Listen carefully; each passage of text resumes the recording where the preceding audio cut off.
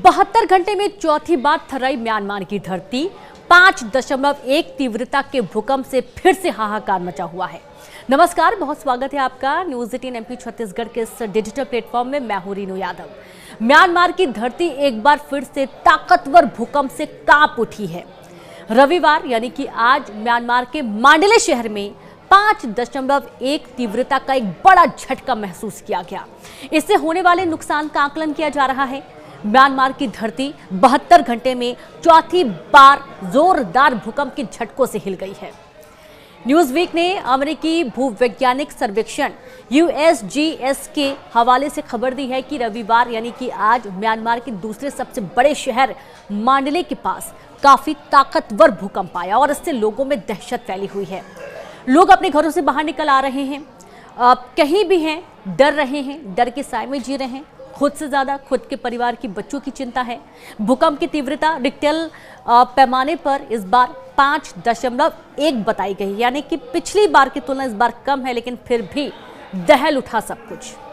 बता दें कि यह भूकंप शुक्रवार को आए विनाशकारी 7.7 तीव्रता के भूकंप के बाद आए झटकों की श्रृंखला का एक हिस्सा माना जा रहा था, जिसके परिणाम स्वरूप कई इमारतें ढह गईं और बुनियादी ढांचे को काफी नुकसान भी पहुंचा है। म्यांमार में आए विनाशकारी भूकंप से मरने वालों की संख्या बढ़कर लगातार बढ़ती जा रही है। हजारों में संख्या पहुंच गई है और एक के बाद एक नए आंकड़े, हर एक घंटे में नए आंकड़े निकलकर सामने आ रहे हैं, जबकि माना जा रहा है कि कई लोग लापता हो गए हैं। तकरीबन 4 से 4.5 हजार लोग लापता हो गए हैं। सबसे ज्यादा जो परेशानी है लोगों को वो है अपने बच्चों की। लोग अपने बच्चों को ढूंढ रहे हैं। कई ऐसे वीडियो हैं जो कि सोशल मीडिया पर सामने आए हैं, जिसमें लोग अपने बच्चों के लिए गुहार लगा रहे हैं। बचाव अभियान लगातार जारी है। रेस्क्यू टीमें मौके पर मौजूद हैं और 4.6 तीव्रता का जो भूकंप आया है, इसमें भी काफ़ी नुकसान की बात कही जा रही है। और म्यांमार में जो भूकंप आया, नेशनल सेंटर फॉर सिस्मोलॉजी का कहना है कि इसका केंद्र ज़मीन से 10 किलोमीटर की गहराई में बताया जा रहा है। यानी कि आप समझ सकते हैं कि जो भूकंप का झटका है वो कितना तीव्र है। इसी के साथ जो शुक्रवार को भूकंप आया था मांडले के पास, इसका केंद्र बताया जा रहा है। और आज जो भूकंप आया है वो सबसे बड़ा शहर म्यांमार का दूसरा सबसे बड़ा शहर मांडले ही है, जहां पर ये भूकंप का झटका महसूस किया गया, जिसकी तीव्रता 5 के आसपास मापी गई है।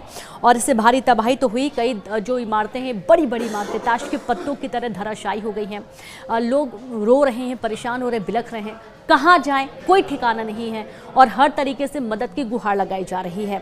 कई देश, जिसमें भारत का नाम भी शामिल है, मदद करने के लिए आगे आए हैं। लेकिन सबसे ज्यादा विचार करने वाली बात यह है कि जो भूकंप के झटके बार बार आ रहे हैं, इससे कैसे बचा जाए, क्योंकि इसका कोई फॉर्मूला नहीं है, इसका कोई तरीका नहीं है।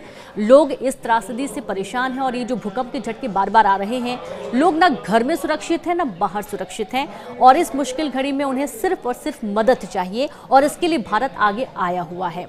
आप देखिए कि भूकंप का जब पहला जो झटका आया था शुक्रवार को, उस दिन 7.7 तीव्रता मापी गई थी और जमीन के नीचे तकरीबन 10 से 15 किलोमीटर के बीच गहराई में ये मुख्य केंद्र माना जा रहा था, बताया जा रहा है। और सबसे बड़ी बात यह है कि अगर 4 या 5 की तीव्रता का भूकंप है तो जाहिर सी बात है बहुत विनाशकारी है, लेकिन अगर 7.7 तीव्रता का भूकंप है तो जरा सोचिए कि धरती किस तरीके से थर्राई होगी। कई ऐसे वीडियो सोशल मीडिया पर सामने आ रहे हैं जिन्हें देखकर आप अंदाजा लगा सकते हैं कितना डर का माहौल वहां पर पैदा हो चुका है। एक और वीडियो सामने आया था जहां पर हॉस्पिटल में नर्स छोटे छोटे जो बच्चे, न्यूबॉर्न बेबीज हैं, उन्हें संभालती हुई नजर आ रही थी।